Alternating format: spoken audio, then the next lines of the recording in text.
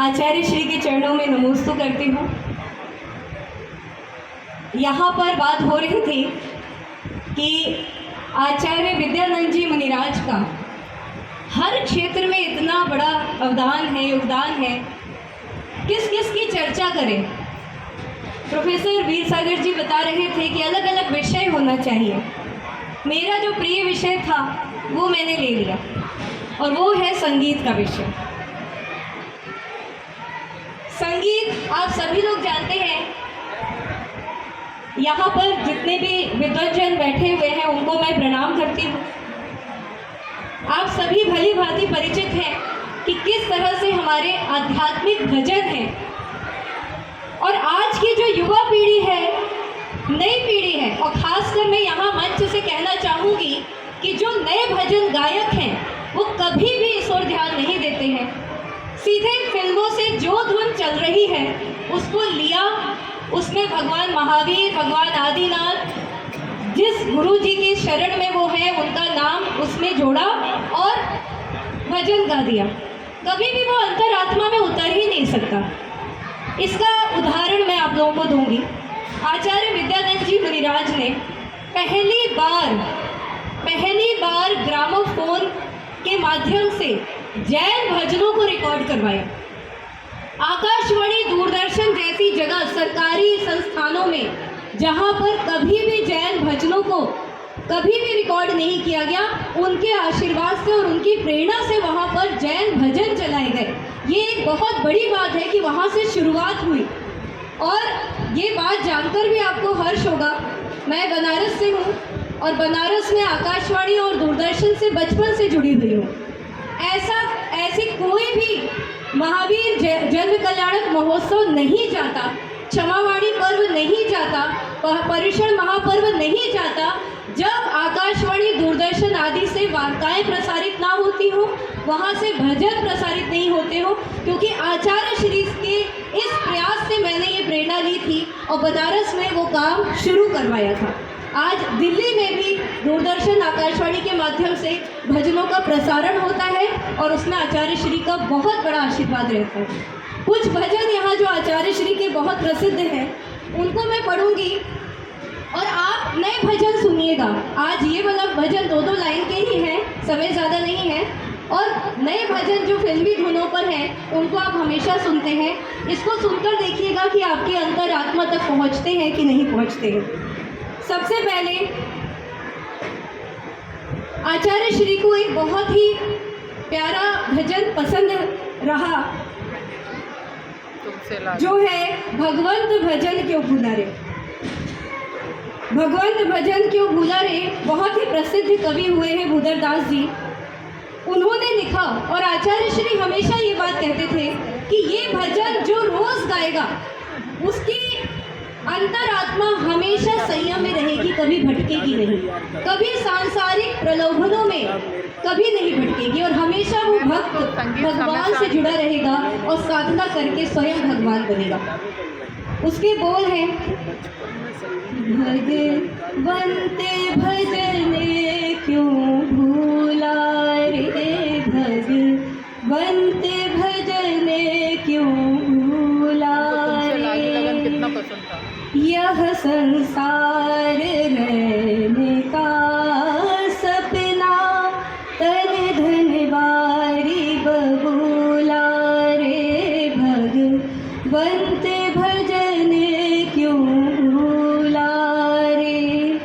कभी अगर समय होगा तो ये पुनः सुनाऊंगी आपको पूरा भजन, ताकि इसके भावों को आप समझ सकें किस तरह से व्यक्ति भगवंत भजन क्यों भूला रहे, आप क्यों भजनों को भूल रहे हो, भगवान को भूल रहे हो।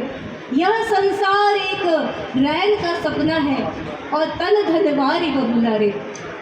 तो किस तरह से जो आध्यात्मिक भजन है वो हमें जोड़ने की बात करते हैं। कोई लोरी नहीं थी, बच्चों को सुलाने के लिए माताएं जो पहले की लोरियां गाती थी वही लोरियां हमेशा चल रही थी कि चंदा मामा दूर के, बुई पकाए पूर के, ये सब बोले। आचार्य श्री ने कहा कि नहीं भाई, अगर हमारी जैन श्राविकाएं माताएं अगर अपने बच्चों को लोरी सुनाएंगी तो क्या सुनाएंगी? अरिहंत पिताजी तेरे जिन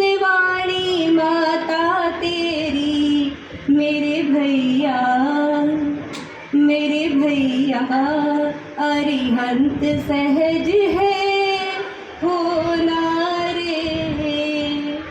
साथ ही एक बहुत प्यारा बुद्धजन का भजन, धर्म बिन कोई नहीं अपना, धर्म बिन कोई नहीं अपना, धर्म बिन कोई नहीं अपना, धर्म बिन कोई नहीं अपना। इसके साथ ही उनका हमेशा एक प्रयास रहा, उनको भगवान आदिनाथ ऋषभदेव के प्रथम पुत्र, ज्येष्ठ पुत्र भरत चक्रवर्ती, जिनके नाम पर इस देश का नाम भारत पड़ा, वो उनके जीवन से बहुत प्रभावित थे। तो वो हमेशा उन्होंने कुंद भारती में, यहाँ कटवरिया सराय कुंद भारती में एक बहुत ही सुंदर मंदिर का निर्माण करवाया, जिसमें मूल नायक प्रतिमा भरत भगवान की है। ऐसा दिल्ली में कोई भी मंदिर नहीं है जहाँ मूल नायक प्रतिमा भरत भगवान की हो। और उन्होंने एक ध्वज गीत लिखा। ध्वज गीत उनकी प्रेरणा से लिखा गया, आदि ऋषभ के पुत्र भरत का भारत देश महान, ऋषभ देश से महावीर तक करे सुमंगल गान।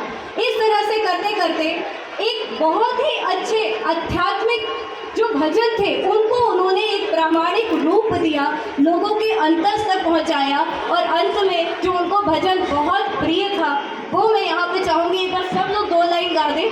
तुमसे लागी लगन ले लो अपनी शरण, पारस प्यारा मैं तो जी संकट हमारा।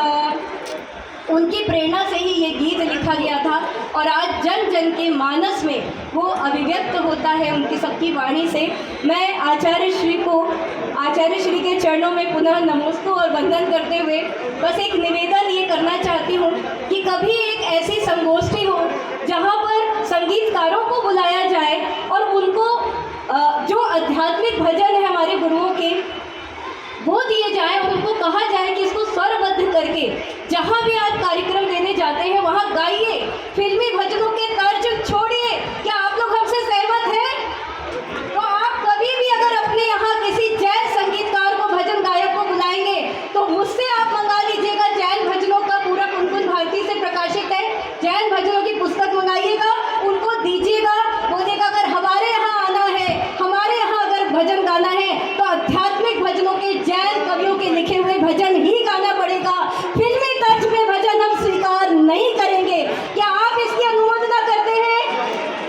अगर आप इसकी अनुमोदना करते हैं तो आज ये आचार्य श्री के सानिध्य में ये संकल्प लेके जाइए कि किसी भी जैन गायक को अगर आपने आमंत्रित किया तो अध्यात्म के ही भजन सुनेंगे, फिल्मी तर्ज पे भजन नहीं सुनेंगे। ये पाप का बंध होता है भक्तों, इस बात का हम सभी को ध्यान रखना चाहिए। मैं खासकर ध्यान रखती हूँ। जय जिनेंद्र, रमो चिड़ान।